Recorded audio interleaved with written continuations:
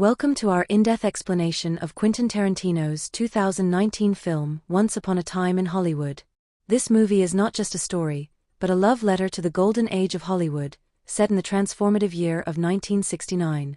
The film blends fiction with real history, taking us into the world of a fading TV actor named Rick Dalton, his loyal stunt double Cliff Booth, and the rising star Sharon Tate. It also revisits the dark shadows of the infamous Manson family, but with Tarantino's signature twist of rewriting history. Over the next 2 hours, we will go through this movie scene by scene, unpacking its characters, hidden meanings, cultural references, and shocking ending. So sit back, as we journey together into Tarantino's nostalgic yet brutal vision of Hollywood. The movie begins by introducing Rick Dalton, played by Leonardo DiCaprio. Once a big star in a hit TV western called Bounty Law, Rick now finds himself struggling to adapt in a rapidly changing Hollywood. The 1960s are coming to a close, and the age of traditional cowboy shows is fading. Rick fears he is becoming irrelevant. By his side is Cliff Booth, played by Brad Pitt. Cliff is Rick's stunt double, chauffeur, handyman, and closest friend. Unlike Rick, Cliff doesn't chase fame. He's laid back, confident, and perfectly at ease with life. Their relationship is central to the story, two men bound not by blood, but by loyalty in a cutthroat industry. Meanwhile, the film introduces us to Sharon Tate, played by Margot Robbie. She represents innocence, optimism, and the joy of early stardom. Sharon has just married director Roman Polanski and lives next door to Rick Dalton. Unlike Rick, her career is rising, and she embodies the dreamlike side of Hollywood. The setting, Los Angeles in 1969, is crucial. Tarantino recreates the era with obsessive detail: neon lights, drive-in theaters, music from the Mamas and the Papas, posters of spaghetti westerns, and cars cruising down Hollywood Boulevard. The audience fey. After Marvin Schwartz's suggests Rick should try his luck in Italy, Rick reluctantly accepts. He realizes that the Hollywood system is moving past him, and his days as a leading man are numbered. So, Rick travels overseas and stars in several spaghetti westerns. These films, low budget but popular in Europe, give Rick a new sense of purpose. He grows a mustache, changes his look, and embraces new roles. But even here, Rick struggles with his pride. He knows he's not at the top of his game anymore, he's simply surviving. By the time he returns to Los Angeles months later, he's married an Italian actress, Francesca. While this new chapter adds humor and charm to his character, it also deepens the sense that Rick is clinging to a fading career. During this time, Cliff Booth drifts through life. He's Rick's driver and handyman, but his own storyline takes a darker, more mysterious turn. Cliff picks up a young hippie hitchhiker named Pussycat. She flirts with him and invites him to the Spawn movie ranch, a former filming location now occupied by Charles Manson's followers. This sequence is one of the most suspenseful parts of the movie. Cliff drives to the ranch, expecting to see his old acquaintance George Spawn, the owner. But instead, he finds the place crawling with strange, menacing young people, the Manson family. Tarantino masterfully builds tension as Cliff walks through the ranch. He notices their odd behavior, their resistance to letting him see George, and the eerie atmosphere. Viewers familiar with history know that this ranch was the real home base of Charles Manson's cult. Yet Tarantino twists the tension. Instead of outright violence, Cliff handles the situation calmly, using his charm and confidence. Eventually, he confirms that George is alive, though frail and almost blind. Cliff leaves unharmed, but the audience knows the danger is far from over. This moment highlights Cliff's unique strength. Unlike Rick, who is full of insecurities, Cliff is fearless. He notices their odd behavior, their resistance to letting him see George, and the eerie atmosphere. Viewers familiar with history know that this ranch was the real home base of Charles Manson's cult. Yet Tarantino twists the tension. Instead of outright violence, Cliff handles the situation calmly, using his charm and confidence. Eventually, he confirms that George is alive, though frail and almost blind. Cliff leaves unharmed, but the audience knows the danger is far from over. This moment highlights Cliff's unique strength. Unlike Rick, who is full of insecurities, Cliff is fearless.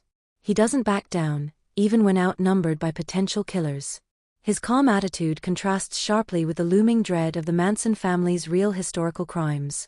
Meanwhile, Sharon Tate continues her story on the sidelines.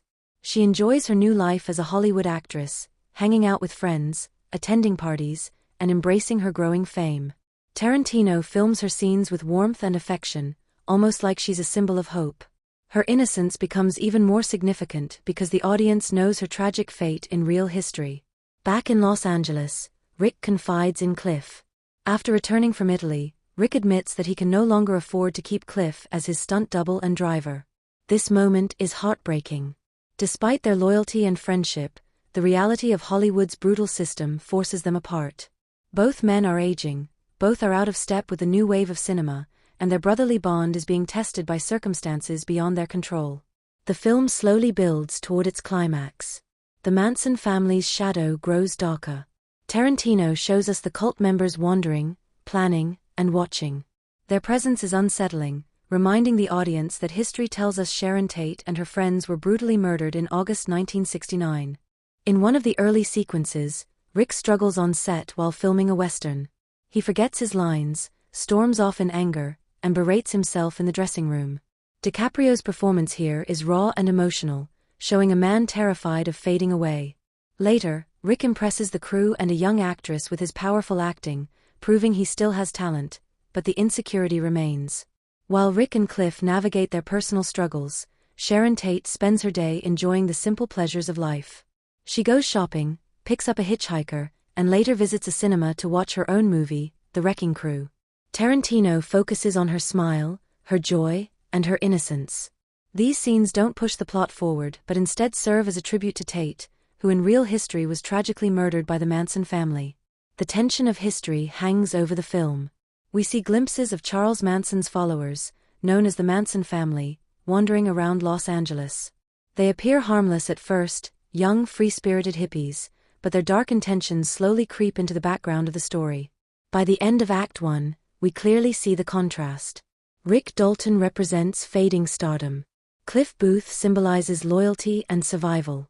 Sharon Tate embodies rising hope and Hollywood's dreamlike magic. And in the shadows, the Manson family waits, ready to bring chaos. And one of the early sequences, Rick struggles on set while filming a Western. He forgets his lines, storms off in anger, and berates himself in the dressing room. DiCaprio's performance here is raw and emotional, showing a man terrified of fading away. Later, Rick impresses the crew and a young actress with his powerful acting, proving he still has talent, but the insecurity remains.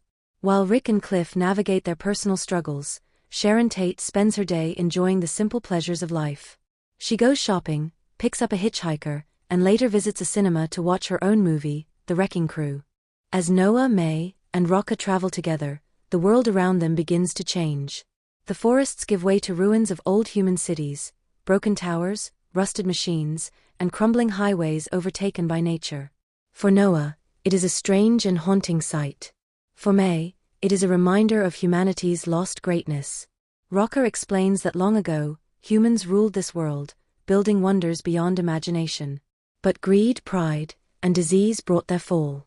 Now, the apes have inherited the earth. Yet instead of peace, some apes, like Proxima Caesar, use this power to enslave and conquer. As they move deeper into dangerous territory, May's secret begins to emerge. She can read human writings left behind in the ruins. Noah watches in awe as she studies old books and signs, things that mean nothing to him but clearly hold power for her. Rocca realizes the truth. May is not just intelligent, she is educated, carrying knowledge that most humans have long forgotten. But their journey soon takes a darker turn. While crossing a river, the group is ambushed by Proxima Caesar's soldiers. A fierce battle follows. Noah fights bravely, Rocca uses his wisdom to outsmart the attackers, and May narrowly escapes capture. But the price is heavy. Rocca is mortally wounded in the struggle.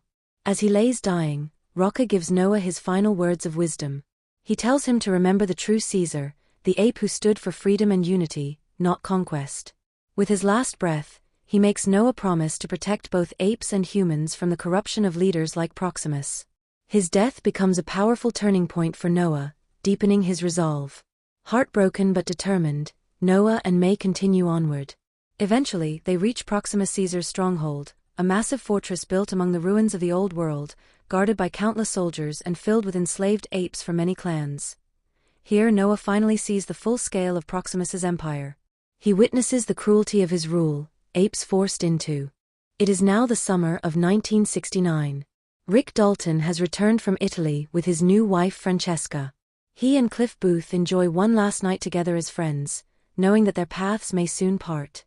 They share drinks, laugh, and reflect on their years in Hollywood. But outside their world of faded glory and loyalty, a storm is coming. On this night, the infamous Manson family members set out in their car. In real history, they went to Sharon Tate's home on Cielo Drive, planning a brutal massacre. But in Tarantino's version, fate takes a turn. The cult members stop near Rick Dalton's house, recognizing him from his old TV show Bounty Law. They convince themselves that Hollywood actors are the ones who taught people to kill through violent shows and films. Instead of going directly to Sharon Tate's house, they decide to target Rick Dalton. Backhanded X-pointing right, don't forget to like, comment your favorite scene, and subscribe for more full movie explanations.